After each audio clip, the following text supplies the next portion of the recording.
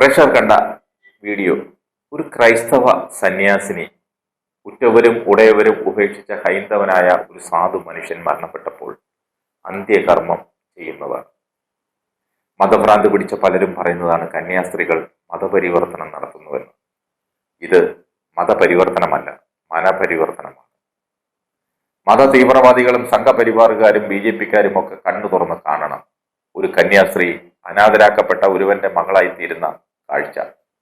കഴിഞ്ഞ 2 ആഴ്ച മുൻപാണ് ഒരു തെറ്റും ചെയ്യാത്ത 2 കന്യാസ്ത്രീകളെ മതപരിവർത്തനം ആരോപിച്ച് നീണ്ട 9 ദിവസം ജയിലിൽ പിടിച്ചിട്ടത്. സംഘപരിവാർ കടന്നു ചെല്ലാൻ അറയ്ക്കുന്ന ആദിവാസികൾക്കിടയിൽ അവർ കന്യാസ്ത്രീകളും വൈദികരും ഇറങ്ങിച്ചെന്നു.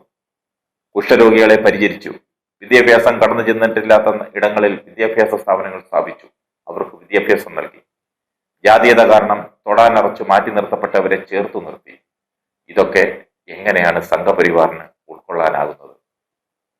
അവർക്ക് കഴിയാത്തത് ഇവിടെ വേറെ ഒരാളും ചെയ്യണ്ട. ചെയ്താൽ രാജ്യദ്രോഹ കുറ്റം ചുമത്തി തുറുങ്കിലടയ്ക്കും. അതാണ് കന്യാസ്ത്രീകൾക്കും സംഭവിച്ചത്. ആതുര സേവന രംഗത്തുള്ള ആർക്കും ഉണ്ടാകാം ഈ അവസ്ഥ.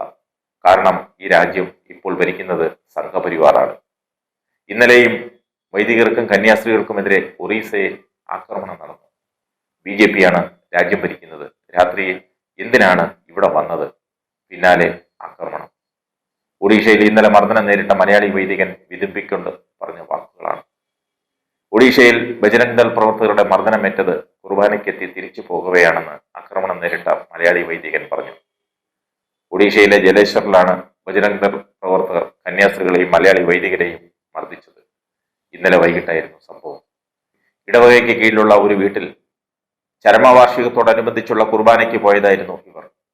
9 മണിയോടെ വണ്ടിയിൽ തിരിച്ചു വരുന്നതിനിടെ 80ഓളം ബജരംഗ് ദൾ പ്രവർത്തകർ വഴിയിൽ അവരെ കാത്തു നിൽക്കുകയും വാഹനം തടയുകയും ചെയ്തുവെന്ന് ആക്രമണം നേരിട്ട ഫാദർ ലിജോ നിരപ്പേൽ പറഞ്ഞു.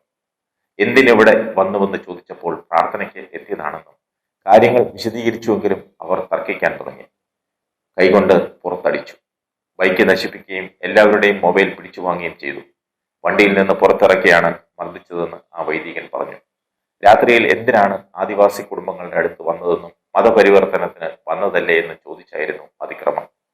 നിങ്ങൾ ഇന്ത്യയെ അമേരിക്കയാക്കാൻ പോവുകയാണോ? ഇപ്പോൾ BJP-യാണ് രാജ്യം ഭരിക്കുന്നതെന്നൊക്കെ പറഞ്ഞ് ബജരംഗ് ദൾ പ്രവർത്തകർ ആക്രോശിച്ചു. പോലീസ് എത്തിയാണ് അവരെ ഹൈവേ വരെ എത്തിച്ചത്. സംഭവത്തിൽ പോലീസിൽ പരാതി നൽകിയിട്ടില്ലെന്നും ജീവനിൽ ഭയമുണ്ടെന്നും അദ്ദേഹം പറഞ്ഞു. ഒഡീഷയിൽ കന്യാസ്ത്രീകളെയും പുരോഹിതന്മാരെയും ബജരംഗ് ദൾ പ്രവർത്തകർ ആക്രമിക്കുന്നത് പതിവായി. ഇതിൽ ഇവിടുത്തെ BJP-ക്ക് പറയാനൊന്നുമില്ലേ? നിങ്ങൾക്ക് ഉത്തരേന്ത്യയിൽ ഒരു നിലപാടും ഇവിടെ മറ്റൊരു നിലപാടും. ഈ ഇരട്ടത്താപ്പ് അവസാനിപ്പിക്കണം. ജനം മനസ്സിലാക്കി കഴിയും.